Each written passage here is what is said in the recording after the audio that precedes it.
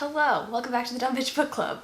I'm Chandler. And I'm Hayden. And today we're going to be talking about Shadow and Bone, both the Netflix show and the book, which we both read for this video. I was really excited to get Hayden to read this one because I felt like of all the books that we've read so far, this was going to be the most likely for him to enjoy at least part of it. Mm-hmm. And I feel like there were multiple times throughout his reading experience that he would like want to remark to me about things. So I think I was surprised by that just right off the bat. So I'm just super curious now to see how he actually felt about it. We didn't really discuss a lot about the show after we watched either, so I don't know. I'm very excited to go into this and see how you felt, I guess. I will also say, to be fair, with all of the other ones, I also felt the need to remark to you during the middle of reading them. You did. And I think that's why I was surprised at the amount that you wanted to remark about this one, because I considered this one better than the others. You thought it was going to be less remarking? Yes. Okay. I would say that as a whole it was better than the other ones, but it still had like a lack of development in my mind. I think that you disagreed with me on some points about that, but I mean, I guess it's just like, it's hard to compare to like the book series that I've been reading recently. Yeah, he's been reading, for reference, Wheel of Time. Wheel of Time. Some things that are perhaps maybe a little bit more developed in comparison to so it was a very stark contrast going into this one where I felt like simplistic, I will say. Exactly. It was just simplistic, and I don't necessarily think that that's a bad thing, but it's definitely something that I noticed for sure. Yeah, I felt like I didn't notice it as much in the other books, but maybe it was just because there was so little in terms of story period in the other books and more of just like what I felt was shitty romance. I was actually going to say, I think in comparison to the other books that we've read, this one felt a lot simpler, but I would prefer a simpler plot executed well with an interesting world rather than something that is kind of bloated and info dumps. I think you get a little bit of that with Sarah J. Maas books. I'm trying to compare it to some of the other things we've read, and I think that one, by comparison, it is a lot more complex in the world, and I don't think those books are bad by any means, but I do think this one is surprisingly accomplished for it being her first book. It's her very first book. Wasn't bad. I thought it was better than the other, most if not all of the other books that we've done for dbbc, but I would say if I had a complaint, it would just be like a lack of development. Like a lot of things happened in ways that I felt had very, very little explanation, or like backstory or... Very true. In comparison, you definitely said this one was more simplistic, but would you say your enjoyment was more or less than some of the others that we've read? Enjoyment was definitely up more. Like you were saying, I thought that the world building was much more interesting than the other ones. It was something pretty much completely new in terms of the books that we've read, though I've encountered some of the similar, world building techniques, in some of the other books that I've been reading, but I liked it. I thought it was interesting. I thought it was very interesting that there were a lot of things that I don't think play off of a normal human universe like a lot of other books do. Like what was the one that we read before this? From Blood and Ash. I felt like that was a pretty normal human universe. But then there was just like, there's a couple things like added in, the vampires and the werewolves added in. Yeah, but this one was like their society was kind of shaped around the fact that Grecia's existed, and or like the fold itself actually impacted the world. Impacted the entire world. Their lives current to us reading the book was built around the fact that the fold existed. Exactly. I think compared to the other books, this is, I don't know if it's my favorite. I do actually really like ACOTAR, and I liked reading the first two books. But I think I liked those for the romance perspective. There's something nostalgic, I guess, going back to Shadow and Bone. I can't remember the first time I read it, but I want to say it was back in high school. And I remember really enjoying it then, and I actually think I enjoy it more now as an adult too, just being able to appreciate how far Lee's writing has come. I read Ninth House late last year and was blown away by that one, and it's so impressive seeing like how much she has improved in writing. So I'd be interested to get his opinion on that one, and I might force him to read it at some point. It's a very different story, but I know a lot of people who are not familiar with like Lee's stories in general tend to really like Ninth House. I mean, it's an adult fantasy set at Yale, and it's got like secret societies and there's murders. Maybe I'll make him read that one at some point. Let us know if y'all want me to get him to read that, and maybe we can do that for a dbbc, although I don't know that Alex Stern is really that dumb. But let's talk a little bit, I guess, about the plot of Shadow and Bone, and how you felt, I guess, about the individual components of it, because usually we do like a full run through, and I guess we can do that for this one too. I don't know how interesting it'll be given that like the book isn't that complex complex, but I think we can do a brief run through, and then we can talk, just a little bit about it, and then we can talk about the show, which I really want to talk about the show. So first of all, speaking of which, in terms of you saying that you don't know if Ninth House, is that what you called it, qualify for Dumb Bitch Book Club, this one was also kind of on that spectrum for me, because I feel like she only had a couple of dumb bitch moments. Yeah, exactly. Yeah, like, I agree. Maybe one or two, honestly. I think really it was just that ending that I felt like she was stupid. The ending, really? That's my hot take. Oh, yeah. My moments were more revolving around the, romance portions of the books. And I disagree with that. So, anyway, let's get into the plot of the book. I have read this book 3 times now, and I still couldn't really give you a good rundown, so I'm going to rely on Hayden mostly, because he is the king of plot and remembering it. So let's see if he can give us a good rundown on what happened. I mean, the intro, they just, what's it called? Orphanage? Before, yeah, what do they call before the book starts? It's called a prologue. Prologue, yeah. For some reason, I wanted to say prelude, and I know that that's not correct. It's the same thing, but for a song. The prologue, it just shows them in the orphanage, okay, so one thing I'm going to say interesting real quick, I didn't really know how I felt about it, but in the prologue and in the very end of the book, for some reason, they just resort to saying the boy and the girl, and they don't give any names. I don't really, obviously it's just a stylistic choice, but it was kind of weird that it only happened for this short paragraph in the beginning and a short at the end. It makes it feel like a fairy tale almost. Yeah, I guess. Like the bookends there. I like that. Yeah, they're orphans, and for some reason they Who were they? I don't even remember their names. Alina and Mal. Alina and Mal are orphans, and in the prologue, I don't think that we discover why they're orphans.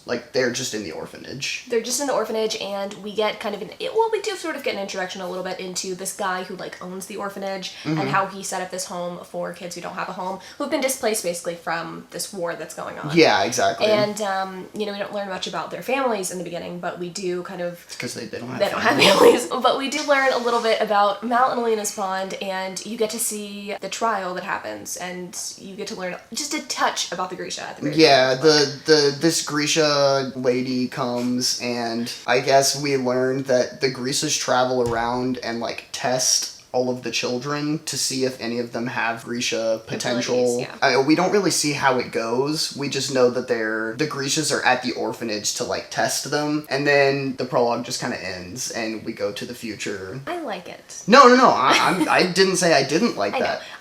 I just, whenever we were watching the show, Hayden was bitching so much about the flashbacks to the scenes. I just knew that they were going to rely on those so heavily. In the show, they keep doing flashbacks to where Mal and Alina are children in order to, build some kind of foundation for that relationship, because... It was such a good idea, let me say. I didn't hate it. I just knew that they were going to do it way too often, and it was only going to be, scenes of them... running through fields. Exactly, just, sticking together as, 2 orphans, and I was like, we get it, they were orphans. To be fair to the people that created the show, I don't think they did a very good job at building the relationship between Alina and Mal in the book.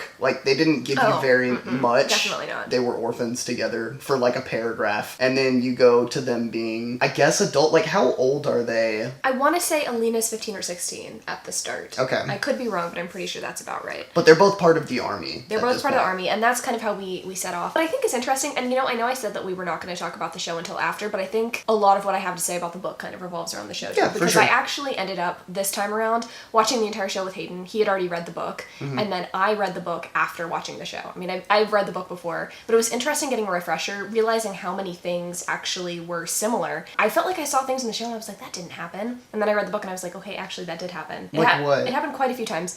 Just that whole opening scene, I guess. Well, for me, I thought that the opening scene was different. I thought that, in the beginning of the book, they're, arriving in this tent town. What town are they arriving in the beginning, where they're about to go try to cross the fold for the first time? I can't remember. I'm not saying every single detail was the same. What I'm trying to say is that I was surprised at the fact that they leave so quickly. For some reason, I had assumed at the beginning that there was a lot of talk between Matt, or that they were that this camp for a while. But I was surprised at how quickly they actually left and went into It's one night, right? Yeah, one night they go quickly, and it's weird too because the intro's really not that different from the book when you compare to the show. But I guess maybe with the crows stuff built into the show, you get more time and more build-up, I feel. It feels scarier going into the fold for the first time, in my opinion. And I also just feel like the stakes were higher, too. The people that are actually on the skiff, is that what they're calling it? I don't know. Yeah, they call it skiff. You actually know who's on it in the show, I feel like, more so than you do in the book. It just felt a lot more higher stakes. A lot higher stakes. One thing that I thought was interesting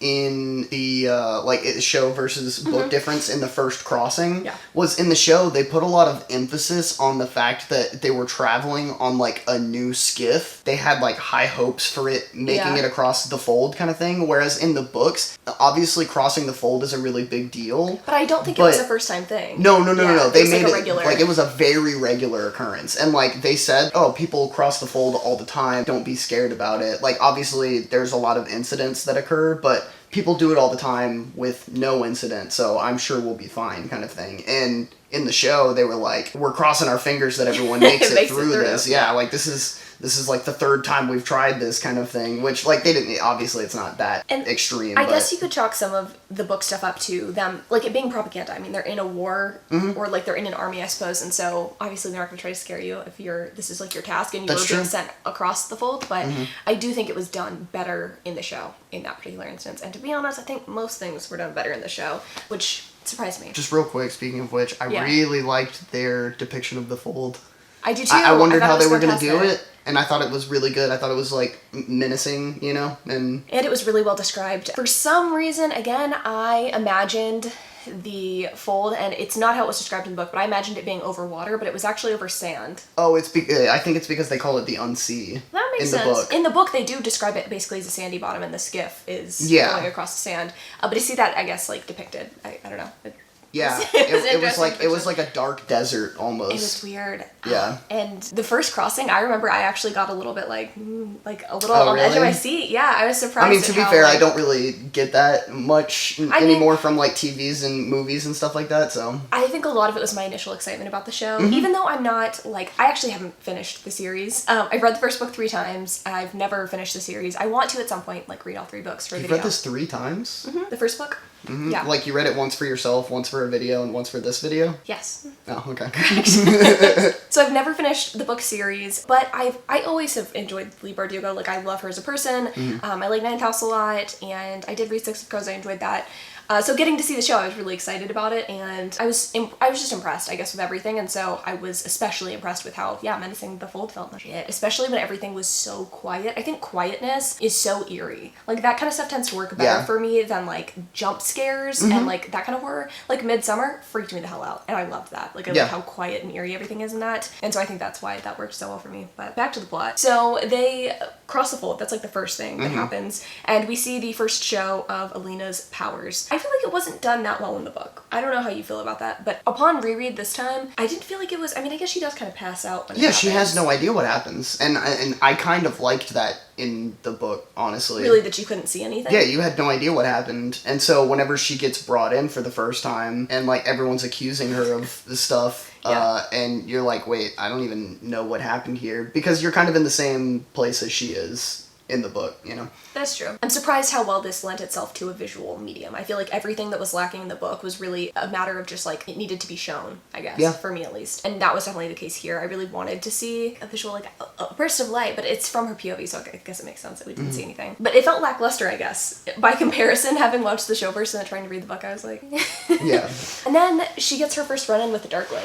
How'd you feel about that? How do you feel about the Darkling? As a villain, I guess. You know, I don't mind him as a villain at all. Like, I think don't I said, mind him. Okay, here's the thing. I said to you a couple of times, it's weird to me that in the book they only call him the Darkling. Like, as if he doesn't have a name. I did find out that the name that they call him is actually a name we find out in the 3rd book. Oh, okay. We're not gonna spoil that Still for you, weird that they give it in the show, like, you know, just directly. Like, they really never call him the Darkling in the show. Oh, yeah, General Kerrigan. But they only refer to him as the Darkling in the book. And immediately, I knew... I mean, I think I could just tell from the vibe of most of the books that we read for this, that he was supposed to be a... Love interest? Yeah, a love interest. Yeah. But I never believed it from the beginning. I mean, I thought it was going to be hard to sell someone who's only referred to as the Darkling to be a love interest. Also, I mean, not to just keep comparing to the show over and over again, definitely not what I expected him to look like. I was thinking, and I don't know how much they describe him in the book. I can't remember. Mm-hmm. They say he has charcoal eyes. That's the only thing I really remember from reading.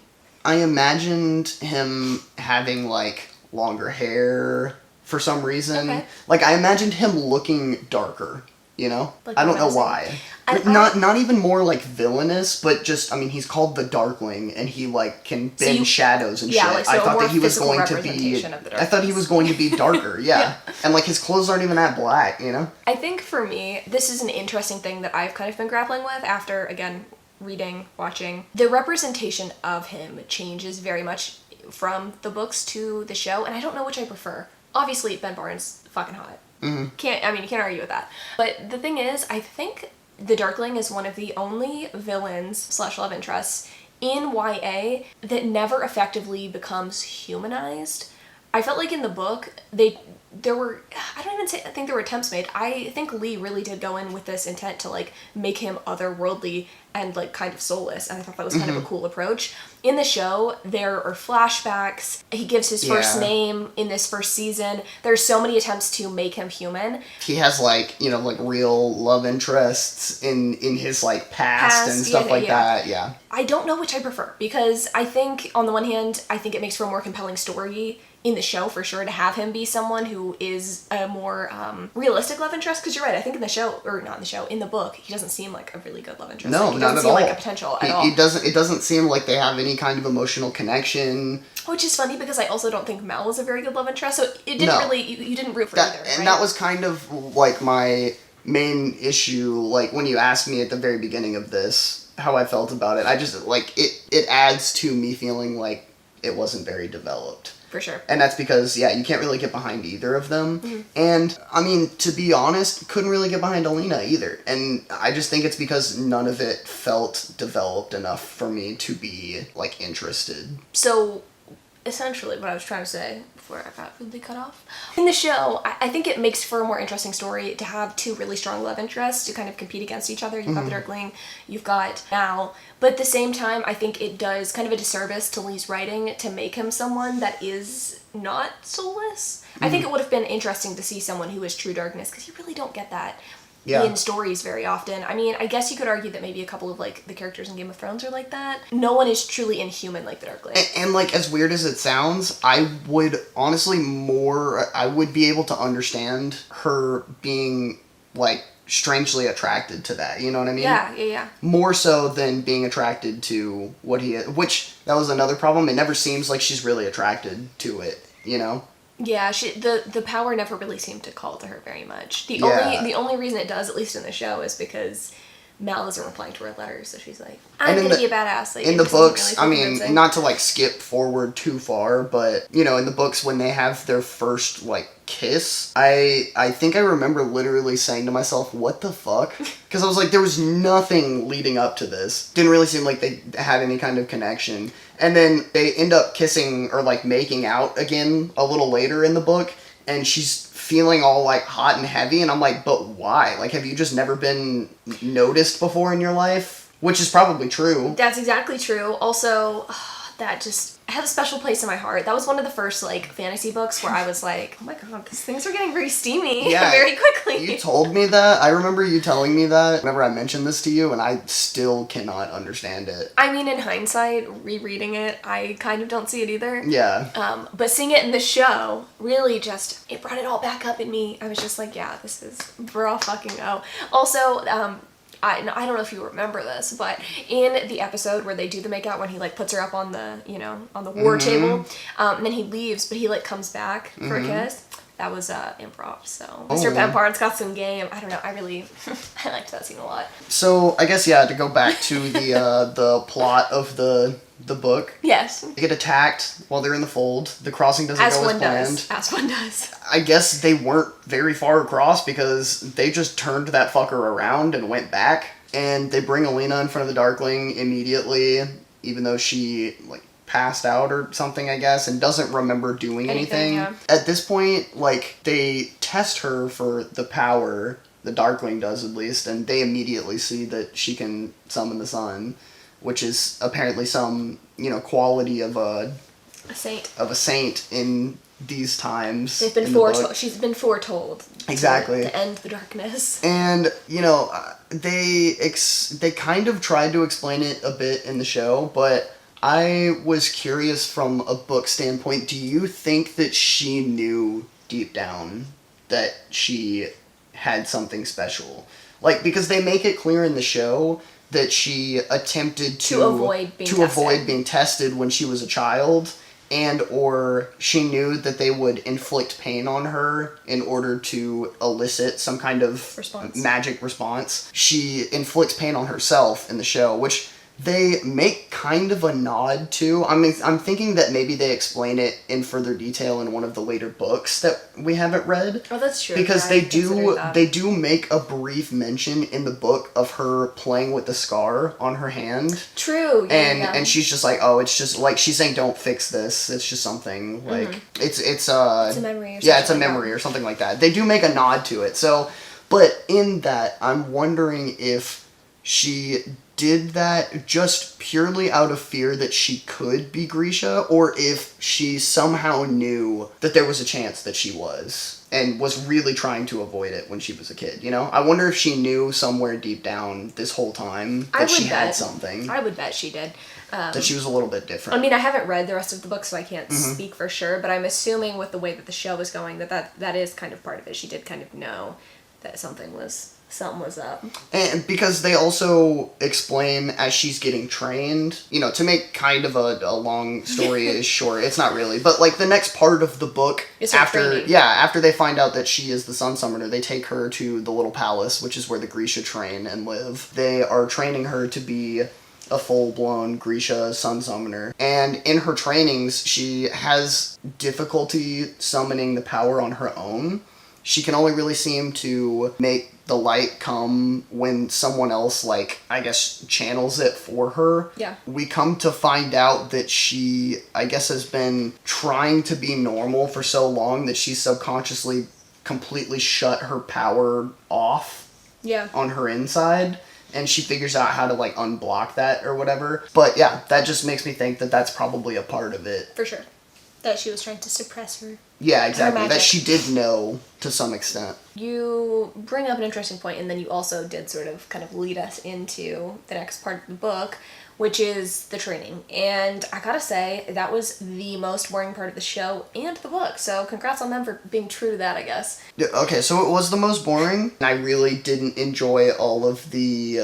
This is just me personally.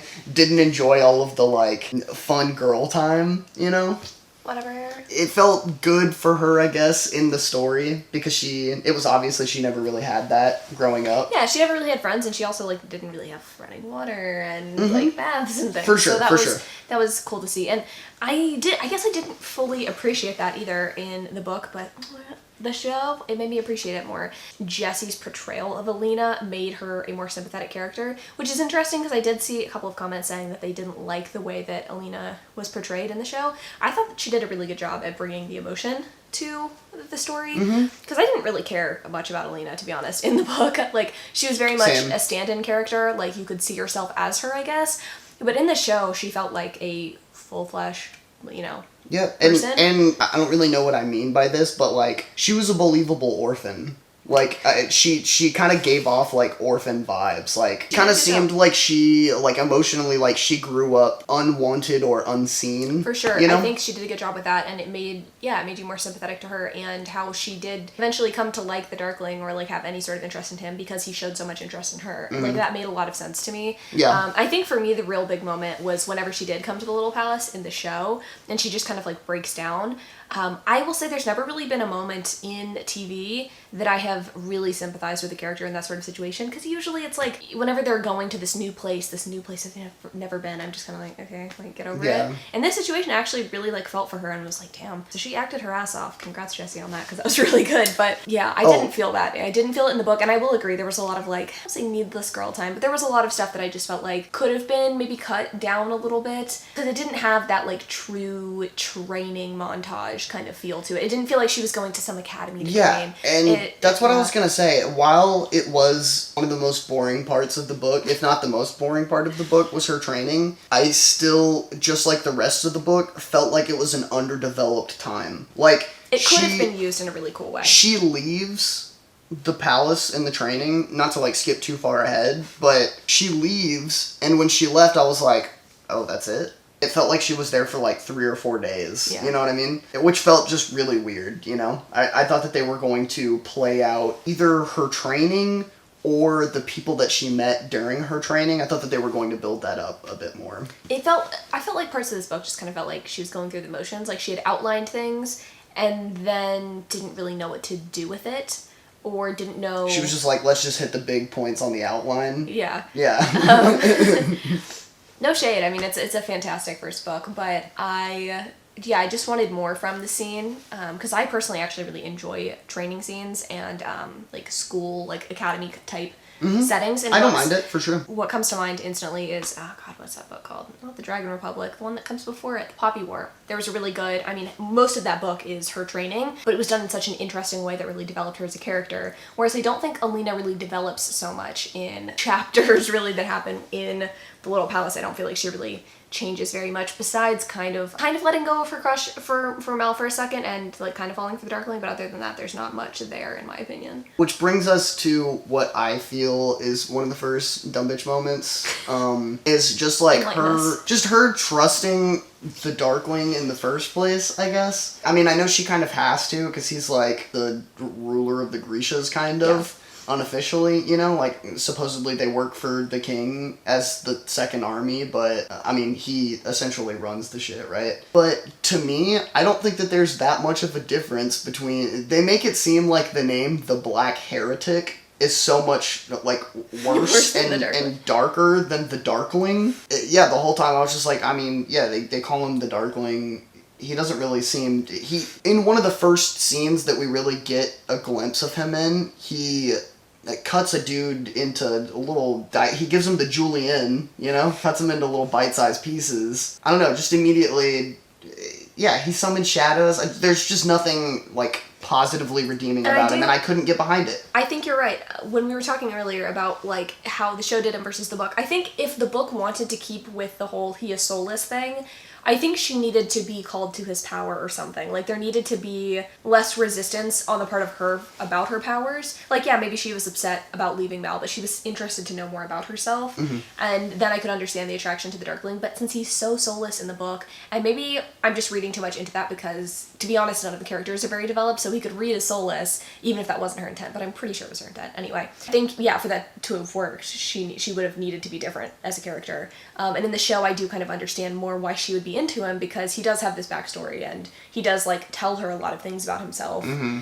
Except for, I will say, and I mentioned this multiple times while we were watching the show, it was honestly almost less believable for me personally in the show that there would be a true romantic interest there, because every single time they showed Ben Barnes on the screen, they had this dark fucking ominous music playing in the background. That is our biggest complaint, by the way, about the show, is that the dialogue was so quiet in comparison. Oh my god, you couldn't hear anything. The score and or all of the sound effects, like crashing and storming and like the sand and wind and everything like that, like you just couldn't hear the dialogue over anything. And it didn't matter if you turned the volume up, because that just made the sounds louder. Yeah. Oh, but yeah, just going back, like, I thought it was dumb that she just immediately trusted everything that the Darkling told to her about his backstory and, like, the history of the Fold and stuff like that. He claims to her that it was created by, like, his great-great-grandfather or something like that, that he feels the responsibility to try to destroy the Fold and return the world to its normal working order. Yeah. And that he, like, you know, curses his bloodline lineage for making this happen, and that because of that he feels that it's, like, his life mission to make things better. And she just believes that. Yeah, it didn't make sense. She knows nothing about this person. Especially with her resistance. Like, in the beginning, when she was being pulled away from Mal, she was, like, not happy to be at the palace. Yeah. So it was like, why the fuck are you believing this man? Very dumb bitch moments there. Yeah, exactly. And that was one of my biggest complaints. He's sexy, so I can kind of get it. But that's the thing. I don't really remember in the book because they didn't really. Yeah, it's told from her point of view, and she doesn't say that. And she doesn't say, yeah, like I can't believe I'm so attracted to this man. You know, he's got something like dark and mysterious about him, and I just want to get to know more about it. Like, not even that much. Partners in crime are in and out today. What happens next? I mean, I guess the next major plot point is that they ready her to essentially give a big demonstration in front of a bunch of people and the king, because there's been rumors of her, but she hasn't been actually put on display yet. You know, obviously everyone that was there when they tried to cross the fold the first time and then brought her in front of the Darkling and he touched her to show the power, test the power, all of those people know. So the rumors have been spreading that this saint exists. Now it's time to show the world officially. So they get her ready for this. They put on this big display. Does she have the mirrors for this part? I'm pretty sure she does. Yes, she does, because they say something in the book about during the display from the people who can bend water, I believe it is, do something with water, and she uses her mirrors to shine some light through it and create a perfect rainbow, and she's just like, I just improv that shit. She feels really good about herself. Whisk her away from the party. I'm actually trying to remember, like, the order of this plot, but essentially, they whisk her away from the party. She talks to the Dark One for a little bit, or the Darkling, and then she sees Mal. Mal is just in the palace because... Yeah, with little to no fucking context. Again, in the show, we get to see Mal, because it's not from Alina's point of view. We get to see him and his friends dying, and, you know... Yeah, we get to see everything that happens during this stead, but we learn eventually that while they've been separated, since Mal is one of the best trackers... And in the book, actually, she mentions to the Darkling that Mal is her friend and that he's one of the best trackers, if not the best tracker that the army has. And so the Darkling, behind Alina's back, essentially, tracks down Mal and sends him on a mission to go search for Moritzova's stag, which is this mythical animal. Essentially, they could take the antlers from this stag and turn it into, what do they call it, an amplifier? Mm-hmm. And just use that to amplify the power that Alina has. The Darkling has already told Alina that he plans to get this amplifier for her, in the book, at least. In the show, that's not the case. Yeah, in the show, they just go look. She goes looking for it because she knows that it could make her stronger than the Darkling, or she thinks, at least. But in the book, he tells her that he's looking for this mythical creature, and that everyone thinks he's crazy for it, and that he plans on giving it to her so that she can be as strong as she could possibly be. Yeah. But yeah, he sends Mal searching for it, and Mal comes to the palace during this presentation of her powers or whatever, you know, sees this thing that she does with the Darkling, that they're looking all cute together, and that she's, like, wearing his colors and stuff, because this is right after she, like, gives up on Mal. Yeah, because she has not been receiving letters. She's been sending letters. He's not replying. Yeah, and she realizes that she has to, like, let go of her orphan past in order to... So that she can let her powers fly free. Unlock the light. So she sees Mal and like, tries to talk to him, but Mal's all standoffish and is being kind of rude to her. And we find out it's just because he's a jealous hoe. But yeah, he's been hunting the stag. And he kind of leaves really abruptly. And it makes her very unhappy. And then she immediately gets swooped up by Bagra, who's her teacher. And Bagra's like, you gotta get the fuck out of here tonight. She's like, what are you talking about?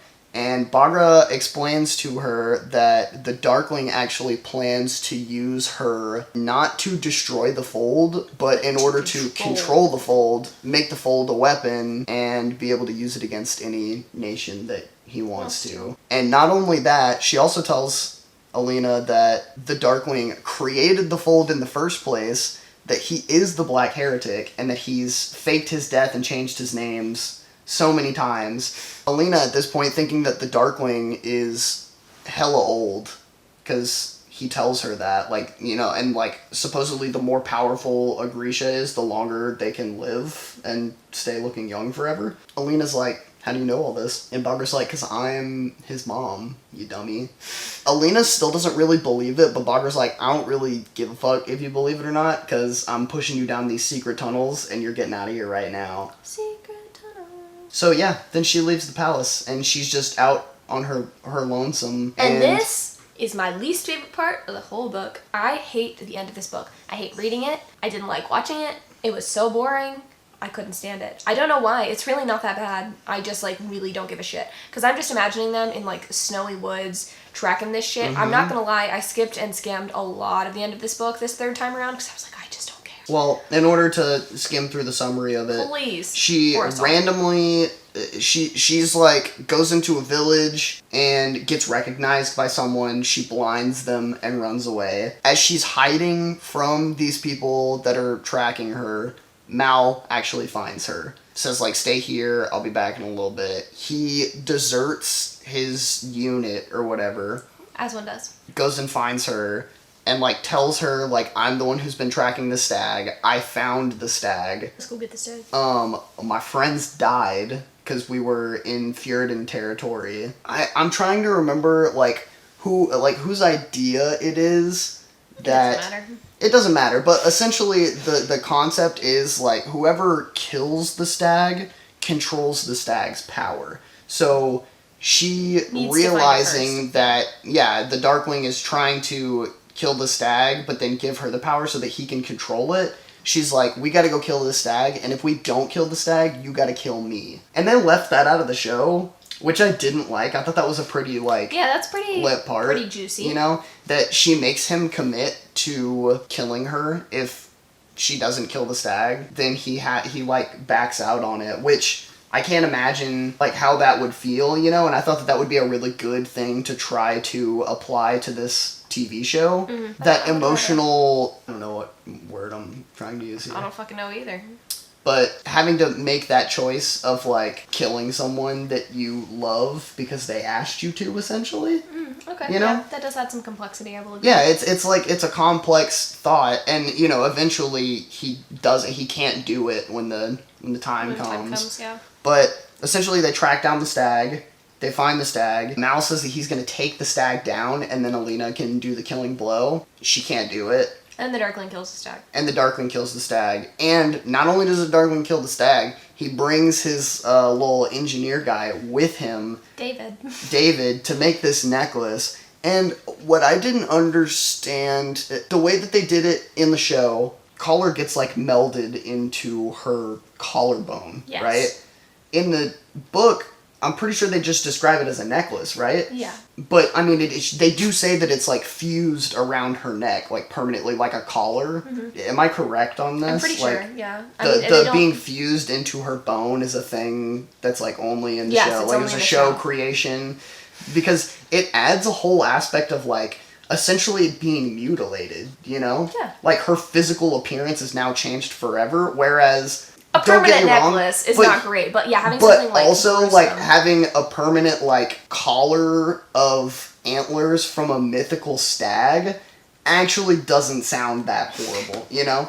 Having that mythical stag's antlers sticking out of your fucking collarbone that's not cool. But having it just as a necklace seems kind of cool. Like, that could be, like, you know, that's like your trademark, right? Your signature style. Yeah, exactly. Yeah, no, I agree. I think it's just a fashion piece at that point. I like the way they did it, though. I thought it was gruesome. I feel like it added just something else to it. It made it seem even more brutal. Exactly. It was very brutal. I don't remember, honestly, in the book if they do this too, but he, like, forces her to wear things as well. So he's, like, very much in control of everything about her in the show. Mm-hmm. I mean, he does after he recaptures her at the end there, yeah. So, yeah, we learn his true intentions for sure when this happens, and he then gathers everyone up. He keeps, like, threatening Mal's life, saying, like, I'm gonna kill this man if you don't do exactly what I tell you to do. And she's like, I'll do whatever you tell me to do. And to, like, top it off, on top of that, he's like, actually, no, I want you to convince me why I should spare his life. Even though I said I was going to, I need you to convince me. And she, like, begs, and... I thought that was an interesting touch. I do, however, prefer how it was done in the show, I think. The scene where he's telling Mal that he's not going to kill him because time will kill him instead, I thought that was pretty fucking cool. Yeah. The delivery by Ben Barnes just... You'll have to watch it for yourself.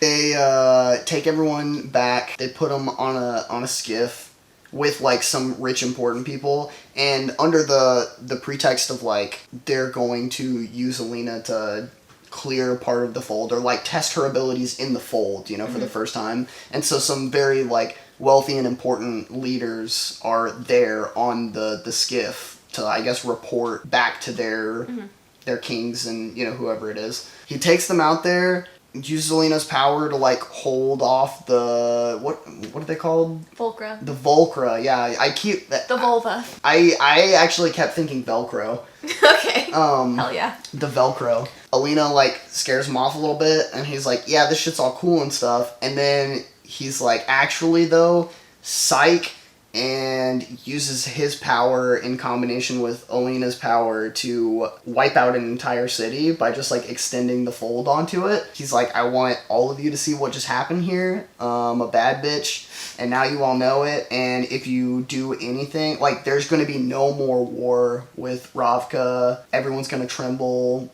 beneath me, and I can do this to anyone, so everyone better watch out. Then there's a scuffle, and eventually the end of the book happens, and it's basically just Alina and Mal running away, and they leave the people there, and that's the difference. I mean, but very importantly...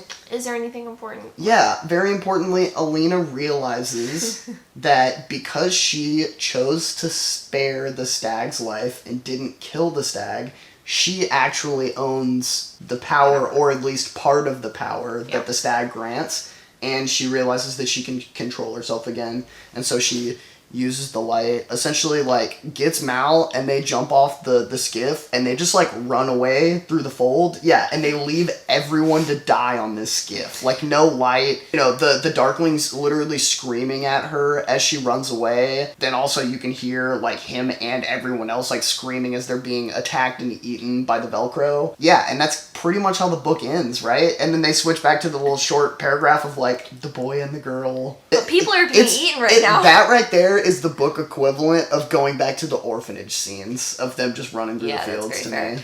And I was reading actually that it was a very conscious decision by the showrunners to make it to where she actually saved people on the boat. And I do think that made more sense for her character, for sure. Yeah. And, I mean, I don't know about that, because the whole time during the book and the show, she's constantly talking about how all of these people think that she's a savior or she's a saint, but she's literally just a random orphan girl who figures out that she has power, and she's not ready to bear that kind of responsibility of saving mankind, essentially. True, but I do think she starts to realize that more so in the show than she does in the book. I think around the same time that she kind of gives up on Mal, she starts to kind of understand her importance a little bit. I guess, and as she's starting to understand that the Darkling's bad, I think she's understanding that he's up to no good by using her powers, and I think she's understanding that, like, unfortunately, like, you can't just, like, not help people. Like, that's not really how this works. So I like to get at least a hint of that. I mean, she does run away still, but she makes sure that, like, people know. I personally liked the book version more, because it was more of a... It had more of, like, a human aspect to it. It does. It's much more realistic. It's much more fight or flight. Yeah, I mean, that's how it kicked in, and she was like, I can use my power to get me and the one person that I care about off of this thing, and I'm gonna do that, and I'm just gonna get out of here. Like, she doesn't use her power to straight up attack the Darkling or anyone else. Like, I thought that would have been way overboard, because she is not ready for that. She's very passive in the book, agreed. right? But I think another reason they did it was because the crows were on board. Like, she couldn't have just. That's true. Yeah, she couldn't have. I think that's them. Yeah, probably the biggest reason why they didn't do it. But I don't think I was upset at the ending. I actually quite enjoyed it. Though I kind of wish we hadn't gotten the final scene with them in the show. I felt like it was a little too perfect and a little too cheesy. Like, them kind of looking out across the water on that boat, and they're like, new hopes ahead, or whatever. Like, I didn't appreciate that so much. I think it would have been cooler if it had just been like just cut off. Yeah, just a cut off after that. Yeah. Like the skip scene. Or ending with, like, the crows or something instead. Speaking of the crows, now that we're done talking about the fucking book, let's talk about the show a little bit more. How did you feel about the inclusion of another plotline? Do you think that like added to the story as a whole? Like, did you like the Crows edition? It was the only thing in the show that I liked. Every time they swapped back to the actual Shadow and Bone like part of the show, I was like, can we just get back to the Crows? Because there is no one interesting in this storyline. I'm not committed to any of them. All of them just depress me. The Crows, it was interesting. It was like... I think they gave us just a taste of everybody to where you were interested to know more. I wanted to know more about their backstory as The Crows was like a steampunk Ocean's 11, and I was down for it. It was a vibe. It was a vibe. Here's the thing. Like, all of the characters in just the scenes for the Crows had more of a backstory, and... It's not even that it was more, like, believable or anything like that. They were just more developed. And, like, they were arguably more fantastical characters than the girl who's supposed to be a saint who can summon the sun from her fingertips. Yeah. Somehow these, like, quote-unquote normal-ish people that were just, like, good at being thieves were more interesting and more fantastical characters. I would agree. And I was much more interested in them and invested in them and their storylines than any time that popped back to Alina and Mal. Yeah, I will say it was a high point for me, which was interesting because the first time I read Six of Crows, I did enjoy it. But I think there was so much hype surrounding the books before I read them that I was like, not underwhelmed, but a touch underwhelmed. I think the romantic relationships I didn't actually love so much in Six of Crows. I like payoff, right? So Kaz and Inej didn't really do it for me. Honestly, neither did Nina and Matthias, although I think they were my favorite of all of the couples in that, book series. But I was surprised how much I ended up really enjoying their parts in the show. Like, I was really in it for the Shadow and Bone plotline, but the Six of Crows stuff just stole the show for me. The actor Kit who played Jesper, fucking tastic. Phenomenal. Like, he did a great job. Yeah. I mean, everybody really embodied their role, in my opinion. Kaz, beautiful. Freddie Carter, he killed it. Go watch Free Reign, though, if you haven't already. We love a good horse girl show. I do not. He has seen a couple of episodes, I actually. do not love horse girl show. I watched that show, God, I think in our first apartment. Oh, it was so like bad. right as I started BookTube, I think. Ooh. Memories. So I was really excited when he got cast as Kaz, but I'm so excited to see more of their plotline, I would say, and I actually really want him to read the first book. So we'll see. Based on the show, I would be much more interested. I know, and I think knew he that would be. Six of Crows has potential to be the best book that I've had to read for one of your videos. Hands fucking down. Like, I think you would genuinely enjoy it. I don't think it would be just like this is the best of the books we've read. I think you would genuinely enjoy it. What would you say your favorite part of the show was? I mean, I know you said that you liked the Six of Crows aspects, but like, what would you say your favorite scene was in the show? Probably the crossing of the fold in the train. Yeah. Does that happen in the books? Like, is the conductor a thing? None of what happened in this... In the show version of Six of Crows is part of the Six of Crows. Except for Matthias and Nina meeting. Yeah. That is pretty true, but we only get flashbacks of that. We don't actually get that in the books. We don't get them coming together. I think they're all together already at the start of Six of Crows. I can't recall, but I'm pretty sure that they're all kind of together. I mean, it makes sense. I think Wylan might come in later, but anyway. I'm excited to see Wylan's character, too, in the next season. Oh, that's another good question. What are you looking forward to next, or most in the next season? I don't know, because they really left us on, essentially a clean plate.